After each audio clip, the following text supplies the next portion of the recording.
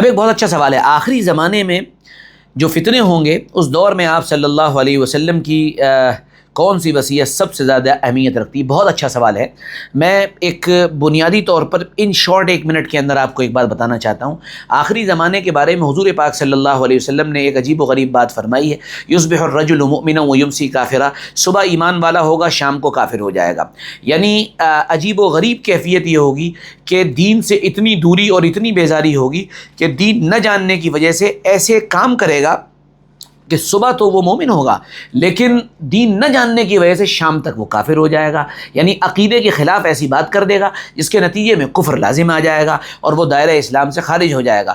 پھر شاید کوئی اسے سمجھائے یا کوئی اس کو بتائے تو اس کو سمجھ میں آئے گا اور پھر نتیجے میں وہ دوبارہ ایمان کی طرف واپس آ جائے گا۔ تو پتہ یہ چلا کہ دین سے دوری ہوگی، دین سے بیزاری ہوگی، اور اس دور میں سب سے اہم ترین وصیت، ویسے تو بہت سی چیزیں ملتی ہیں لیکن 2 بہت اہم ترین باتیں ہیں جس کو اپنے پاس نوٹ کر لینا چاہیے۔ پہلی بات، دین سیکھنے کا مزاج، اور دین میں بھی بنیادی عقائد سیکھنے کا مزاج، اور بنیادی عقائد میں بھی فنڈامنٹل جو ہیں 7-8 عقیدے، ان کو سیکھنے کا مزاج پیدا کیا جائے۔ جو آمنت باللہ وملائکتہ وکتبہ ورسلہ والیوم الآخر والقدر خیرہ وشرہ من اللہ تعالی والبعث بعد الموت، یہ جو عقائد ہیں ان کا مذاکرہ ہو، گھر میں اس کے حلقے لگیں، مسجد کے اندر امام صاحب اس کی تعلیم کریں، سمجھدار لوگ اس پر بات کریں، اسی طرح جو ہے جماعتوں کے اندر اس پر بات ہو، اسی طرح اسٹوڈنٹس کے حلقوں میں اس پر بات ہو، اور اس پوری کی پوری نئی نسل کو ان عقائد کو بتانے کے ساتھ ساتھ ان پر ہونے والے اعتراضات اور ان پر ہونے والے سوالات،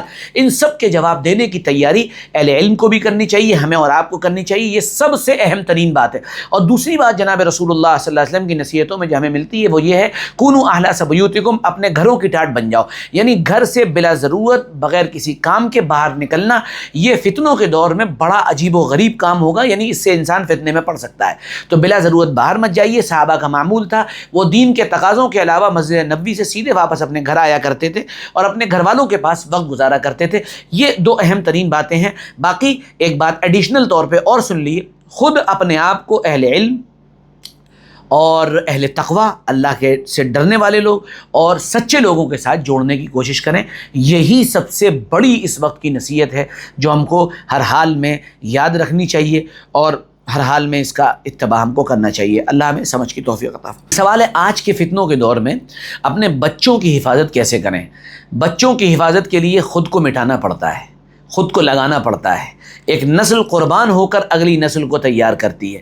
آپ یہ سوچیں کہ آپ اپنی خواہشات پوری کرتے رہیں، آپ یہ سوچیں کہ آپ اپنی مرضی کے مطابق زندگی گزارتے رہیں اور آپ کو اپنے بچوں کی تربیت کے سلسلے میں کوئی قربانی نہ دینی پڑے، تو ایسا نہیں ہو سکتا۔ یا تو باپ کو قربانی دینی پڑتی ہے یا ماں کو قربانی دینی پڑتی ہے، اور اکثر قربانی ماں کو دینی پڑتی ہے، کیونکہ جو باپ ہوتا ہے، مرد ہوتا ہے، اس کے ذمہ باہر کے کام ہوتے ہیں اور وہ باہر چیزوں کو سنبھالتا ہے۔ اس لیے گھر کی ذمہ داری یقینی طور پر عورت کی ہوتی ہے اور عورت ہی بچوں کو سنبھال سکتی ہے۔ اور عورت سنبھالے گی کب؟ جب وہ خود سنبھل کر آئے گی، جب اس کی خود تربیت ہوئی ہوگی، جب اس کی خود کاؤنسلنگ ہوئی ہوگی۔